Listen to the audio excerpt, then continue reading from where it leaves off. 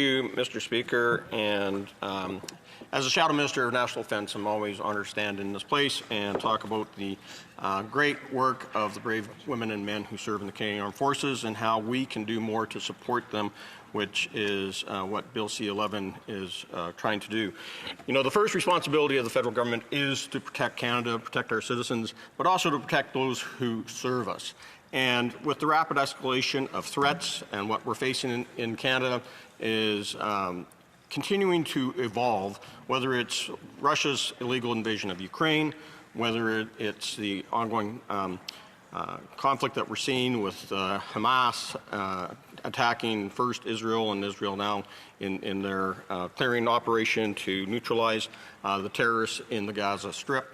Whether it's the ongoing escalation that we're experiencing in the South China Sea and the Strait of Taiwan as the People's Liberation Army Navy of China continues to escalate in that region using air power and as well the resources in their Coast Guard to exercise their power in the region, but ignoring international rules like the UNCLOS, the United Nations Convention on the Law of the Seas.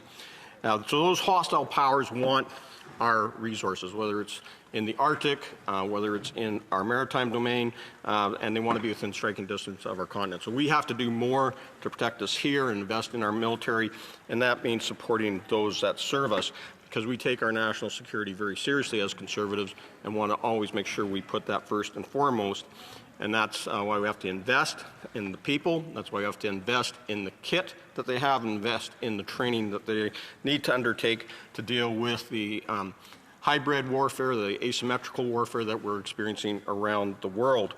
And as you look at this particular bill, I'll just say this first and foremost, that conservatives have always said, that we've always believed that those that serve, that proudly put on the uniform, the best of the best that Canada has to offer, deserve to have a respectful workplace, a place that's free of discrimination, free of racism, free of sexual misconduct, and free of abuse of authority and position, because all members deserve to be respected.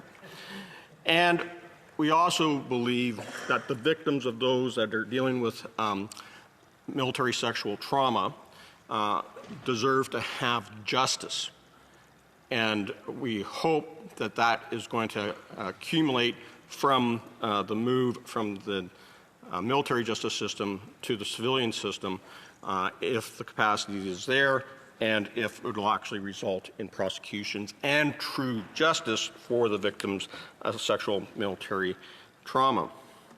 Now, we really do think that, you know, it's been years. This Liberal government has been in power for 10 years. And they talked 2 reports. There's actually been 3 reports. The first report came out in 2015. And it's interesting to note that the only time that the current Minister of Defense and I have had an interchange in the House on military sexual misconduct was when he was a member of the third party when the Liberals were sitting way down in that far corner, and I was the Parliamentary Secretary to Defense, and he asked a question about what steps we were taking. And we had initiated at that time the Madam Justice Deschamps report, and she had made 10 recommendations. And of course we had the election, and that report sat on the corner of the desk of both former Chief of Defense Staff John Vance and former Minister of Defense Harjit Sajjan, and sat there and collected dust. They did nothing during that time.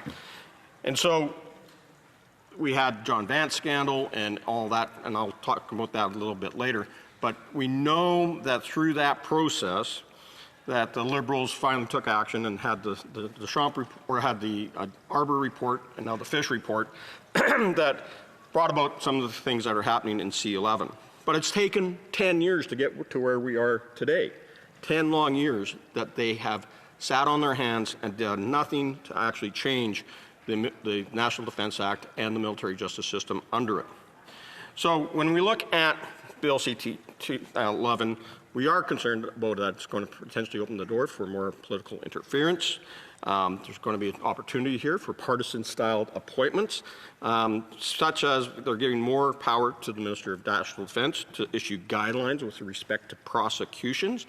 You know, that wouldn't happen in the normal system here in Canada because that would be considered political interference.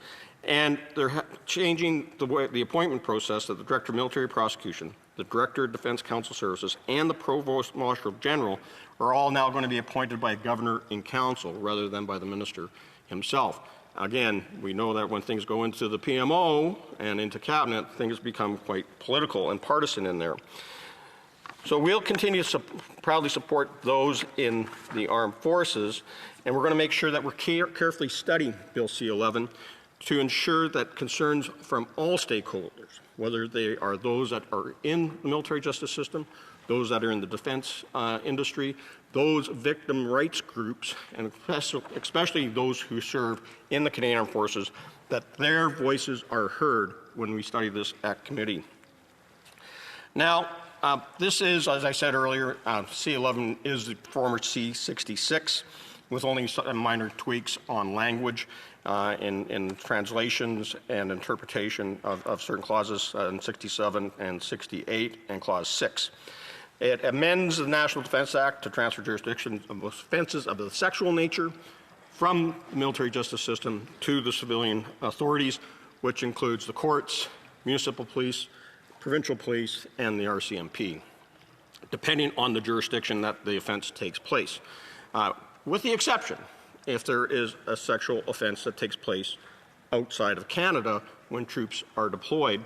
And then those who are deployed will have access to the current definitions under the military justice system in the National Defense Act, and would still have military police and the JAG, the Judge Advocate General's Office, undertake those investigations with the National Investigative Service. Now,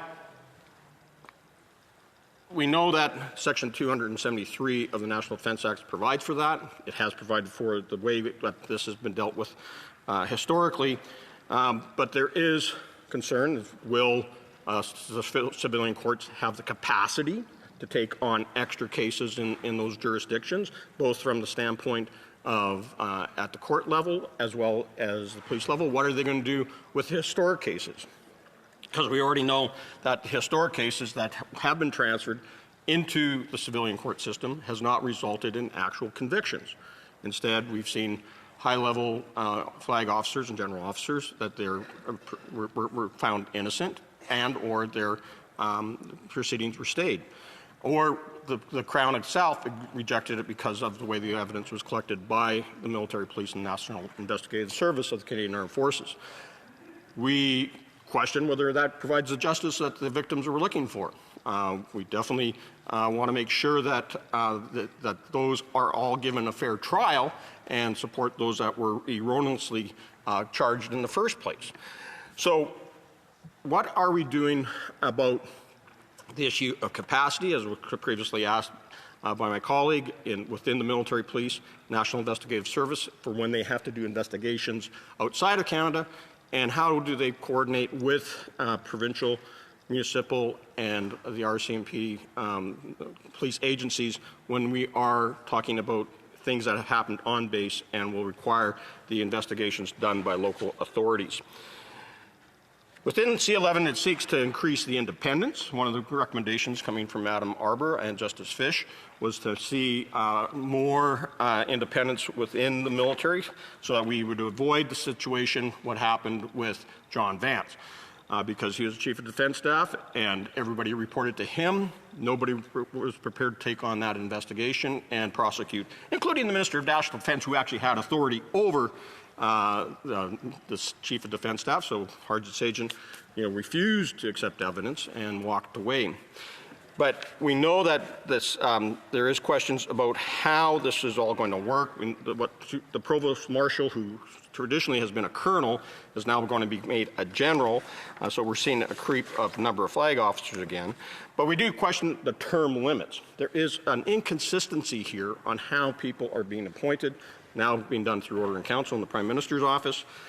And we know that there's going to be the ongoing issue of length of terms. So some are for 4 years, some are going to be eligible for reappointment, some are not going to be eligible for reappointment, some are for 7 years, some are for 10 years. It just gets a little bit confusing on how this is going to all work, and we just want to make sure that when we talk about the Provost Marshal General, the Director of Military Prosecutions, the Director of Defense Counsel Services, that there is a criteria as to what we want to see as to capabilities to service, what positions that normally would have reported to the Vice Chief of Defense Staff and or the Judge Advocate General. Now those things are going to be actually give these guys their independence, so they go straight to the minister and to the government. So questions about chain of command and how that's going to work. But these are things that we can look at committee. The same is true for the Director of Defense Counsel Services. So consistency is important here. Qualifications is important in these appointments.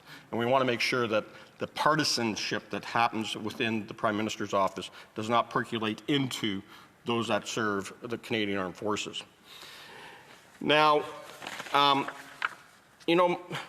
Minister talked about trust.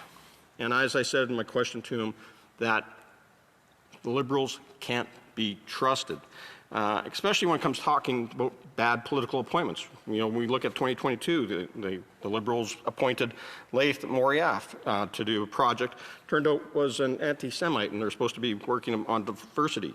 The Liberals appointed Martine Richard for the Ethics Commissioner, who she had to drop out because she was related to one of the cabinet ministers who currently sits here today. Complete conflict of interest. They appointed Burju Datani who as a human rights commissioner who turned out to be anti-Semitic. And of course, another terrible appointment by the Liberals. And of course, Justin Trudeau completely ignored the ethics commissioner warning about appointing Annette Verschuren as the head of the Green Slush Fund.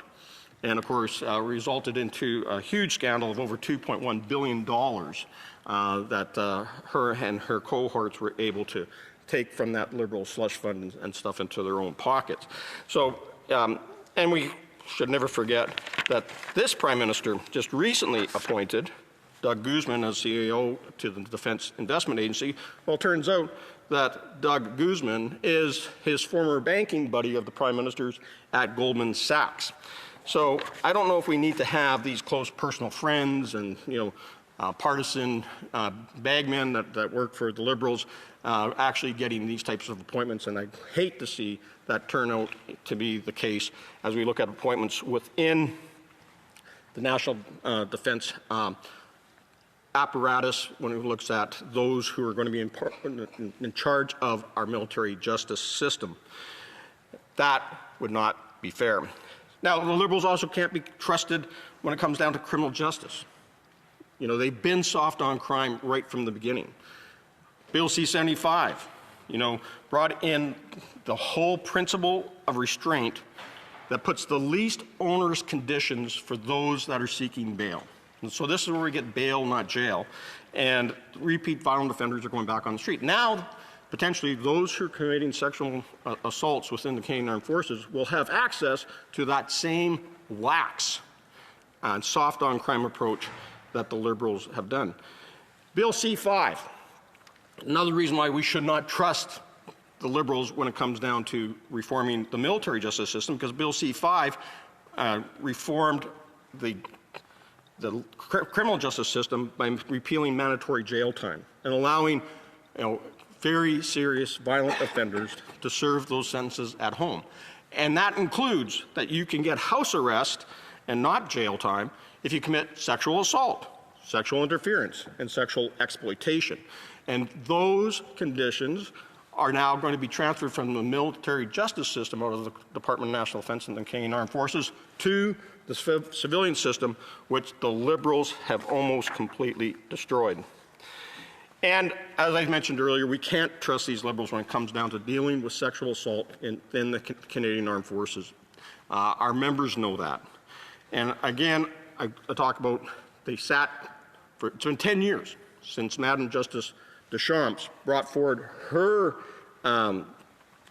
recommendations in her report, and they did nothing, which could have stymied this whole process. Then they take John Vance, who was CDS at the time, who started up, after they formed government, Operation Honor, which turned into a complete fiasco, did nothing to support victims, did nothing to stop sexual misconduct within the Canadian Armed Forces, and didn't live up to the code of service discipline and the ethics that those that serve should be living up to. We know, as I said, in 2018, Minister Sagen at the time refused the evidence of sexual misconduct charged against John Vance. We know that there's memos that went back and forth within the Minister's office and the Prime Minister's office on how they could cover this up and protect Jonathan Vance, and then also protect Minister Sagen later for not acting upon evidence that he was given to somebody that reported directly to him. So if you look at it, Gary Walbourne, who was the Minister or was the National Defence and Canadian Armed Forces Ombudsman at the time, tried to provide that evidence and was pushed away. He was completely in the right, because the only person that could deal with it in the chain of command was the Minister of National Defence. We know that this went back and forth, and we did an in-depth study of this within the Standing Committee on National Defence. And I was Vice Chair at the time, as I am Vice Chair right now. And that was covered up by the Prime Minister's office, Justin Trudeau, Katie Telford, Zita Estravis. All of them continued to cover up that sexual misconduct and protect the minister and protect John Vance, which is just beyond me. And then at the end of the day, when it came to charging him and prosecuting him within the civilian court, the government accepted a lesser charge of obstruction of justice, but never prosecuted on sexual misconduct and sexual assault. That, again, does not live up to victims' rights in any way, shape, or form. The victims of John Vance still feel that they were never properly served and got the justice that they deserved. So, this went on with the Defense Committee was suspended for months on end, that the chair of the committee, Karen McCrimmon, refused to hear testimony, bring forward motions, kept suspending meetings. We were actually in the same meeting for 3 months and couldn't do our work as the Defense Committee, couldn't do our work as parliamentarians. It was actually, in my case, I firmly believe that our privileges as parliamentarians were violated through that process. But we did find out through that study that the Privy Council office, the Prime Minister's office, the Prime Minister, Justin Trudeau, Katie Telford, were all aware of this over that entire 3-year investigation.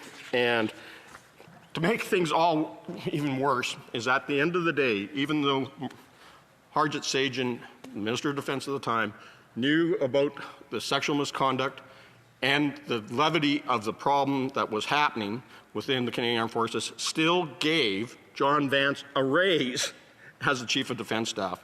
I think, was just adding insult to injury. And we know when it comes down to political interference, Mr. Speaker, that these Liberals just can't be trusted. You look at how they continue the ongoing F-35 debacle and continue to politicize that procurement, that our Royal Canadian Air Force and our Canadian Armed Forces, right to the Chief of Defence Staff today, have all said this is the jet that we need. We should be buying more of them. And of course, the Liberals continue to play political football, kick the can, and delay that procurement, which is only undermining the ability of the Royal Canadian Air Force to protect us here at home and to work alongside our allies. We know things like cash for access with wealthy Chinese billionaires that Justin Trudeau was involved in. We know that they tried to cover up the expensive holiday that the Prime Minister took on his private island. Ethical Commissioner has found multiple breaches. We know that the witch hunt that went on after Vice Admiral Mark Norman back in 2018. That was all politically motivated. So, Mr. Speaker, I'll just say this. We can't trust the Liberals because they have failed our Canadian Armed Forces. They have failed our brave women and men. Our warships continue to rust out, our jets are worn out, the Army has been hollowed out, and our troops no longer feel like they're respected and honored by this government. When we really do dig in, we look at Liberal policies, you know, the Book of Empty Promises in their 2017 defense policy, the defense policy update, they're all irrelevant. They have allowed money to lapse. And that, because of the lack of respect that our forces have, we have a recruitment problem. We're over 13,000 troops short today. Over 10,000 are undertrained and underdeployed. There's over 67 houses that are short for our forces. And Mr. Speaker, I'd just say this: Conservatives will rectify all the mismanagement and wrongs by the Liberal government in serving our Canadian Armed Forces. Questions and comments. Question and commentary. The Honourable Parliamentary Secretary to the Government House Leader. Yes, so thank you, Mr. Speaker. There are many issues that the member has raised that I would take exception to, especially when he talks about support for the Canadian Forces. In fact, while he was parliamentary secretary and his current leader was a part of the Harper cabinet, that's when Canada was most in danger of financially supporting our Canadian Forces, to the degree in which it came at 1% of Canada's GDP. Contrast that to the current Prime Minister's commitment, in which we will achieve the 2%. The Conservatives failed in comparison. So having said that, I think it's important when we take a look at the legislation that the jurisdiction over criminal prosecutions and investigations for sexual offenses is the essence, the principle of this legislation. That's what it is that the Arbor's recommendation number 5 is all about. Does the Conservative Party support it? Does he see any specific amendments that he would like to see advanced? I'm a member for Selkirk Interlake Eastman. Well, Mr. Speaker, the member from Winnipeg North is always up here defending the government, including their own failures, especially in dealing with sexual misconduct within the Canadian Armed Forces. He was up here defending Minister Sagen back when Minister Sagen was still the minister. So, you know, I don't believe him. You know, it was our Conservative government that signed on to the 2% promise in 2015. And we had 10 years to get there. And I should just remind, before the Liberals started their creative accounting and adding things like veterans' pensions and now Coast Guard into the calculation of what military spending is to meet the 2% matrix, that actual spending within the Department of National Defence last year was just over 1% by the Liberals. They have cut over $2.7 billion over the last 3 years from operations, and they also allowed over $12 billion to lapse. You know, they can talk the talk, but they've got to start walking that talk. Questions, comments, questions et commentaires. Honourable Member for La Pointe-à-L'Île. Thank you, Mr. Speaker. Our colleague talked a lot about the case of Jonathan Vance, but in that case, both the Conservatives and the Liberals had their heads in the sand, because when there were allegations and rumours against Mr. Vance, the Conservatives still appointed him Chief of Staff and responsible for operations for misconduct. And at that time, the CAF was the object of allegations and was being severely criticized for the way they were managing sexual misconduct cases. So why did the Conservatives not then decide to appoint someone who was irreproachable? And instead of appointing Mr. Vance, even though there were already rumors of sexual misconduct involving him? So I'll just say that first and foremost, you know, that was at the end days of our government when John Vance was appointed. I'd also say that it was the bloc that helped the Liberals shut down the study in 2021 into sexual misconduct within the Canadian Armed Forces, and particularly Minister Sagen's mismanagement and refusal to deal with the sexual misconduct of John Vance. So I wouldn't think the bloc could take much high ground on this one. I would just remind everyone again that we started the Madame Deschamps report looking into addressing sexual misconduct in the Canadian Armed Forces. The government had a chance to act upon it, but they didn't. Comments, the member for Sarnia Lambton, Bouquet Wong. Thank you, Mr. Speaker. I'd like to thank my colleague for an excellent speech. Obviously, I agree with the Deschamps recommendations in the Arbor report to move sexual misconduct allegations out of the military justice system and into the criminal justice system. But I think the record of the Liberals in the criminal justice system, we've seen that sexual assault is up 76%, and that mostly these repeat offenders are let out on bail. And so my concern is that there won't be any justice in the criminal justice system. Does my colleague share that concern? The honourable member for Selkirk, Interlake Eastman. Well, as I said, both Bill C-75 that reduces the conditions on the principle of restraint, allowing those that commit sexual offenses to be released on bail very easily, allows them to be repeat offenders. So that now will permeate into the Canadian Armed Forces as well because of the soft on crime approach that has been taken by the Liberals. And on Bill C-5, they got rid of a lot of our mandatory minimums, and so repeat sexual offenders can now actually serve their sentences at home. That includes sexual assault, sexual exploitation, and sexual interference. And so what is the purpose then if those that are committing these crimes are allowed to continue to serve in the Canadian Armed Forces at their leisure? Comments, the honourable member from Moncton Dieppe. Much, Mr. Speaker. I want to first of all take a moment, I guess, to thank my colleague for his speech today. But I have to say, during his remarks today, he mentioned about talking the talk. Having worked with victims of crime for over 23 years before I became a parliamentarian, I've seen firsthand the impacts of sexual violence on many victims. And today I was really hoping to hear, and I was listening attentively, to hear comments talk about how important it is to have a trauma-informed response, talking about the rights of victim. And instead we heard partisan, garble. I think if many victims are at home today listening to us, they would be extremely disappointed with the debate that's been going on with respect to that. My simple question with respect to the member is, does he not agree that Bill C-11 is an important step forward and that, again, we want to make sure that victims have access to justice? Member for Selkirk, Interlake Eastman. Well, I did say during my speech that victims deserve justice, and sexual military trauma is one thing that we have to eliminate, and the support is needed. We support the Sexual Misconduct Support and Resource Centre and the great work that they're doing, providing counseling, and as well as now they're going to be moving into providing some legal advice as well to those victims.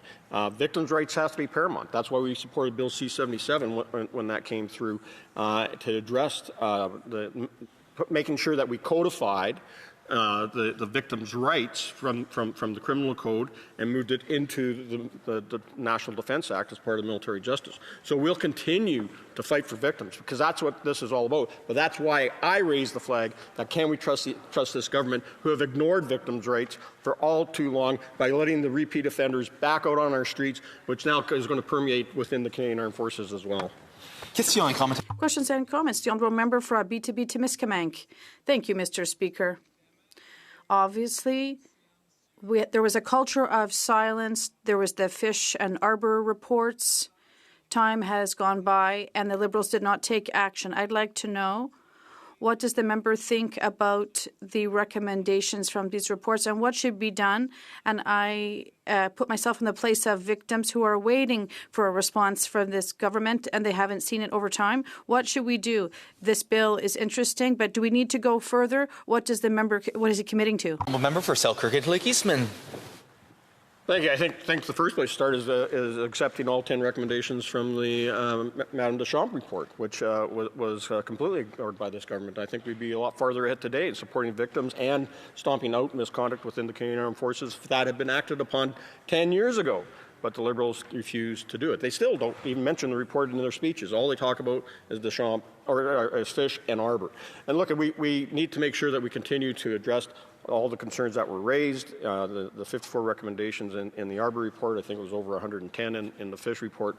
And I think that we need to see which ones are doable, which we can act upon quickly. This is just a first step, but there's much more that needs to be done.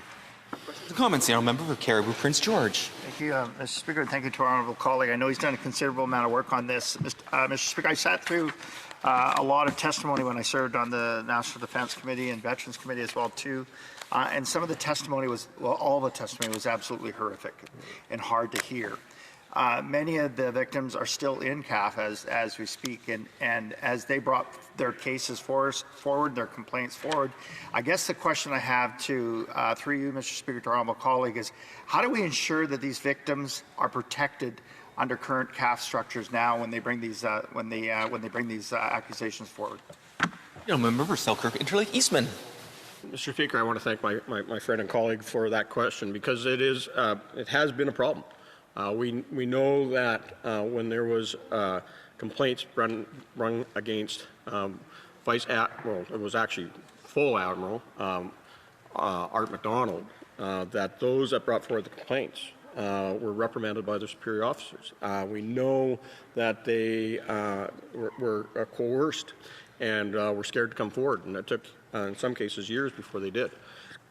We did create a safe place, allowing them at committee to come and speak and share their stories, or there was no opportunity for retribution by their superior officers. This is one of the reasons that we are supporting parts of C11, is to make sure that we can take parts of this out of the chain of command and allow victims to be able to stand on their own 2 feet without fear of repercussions.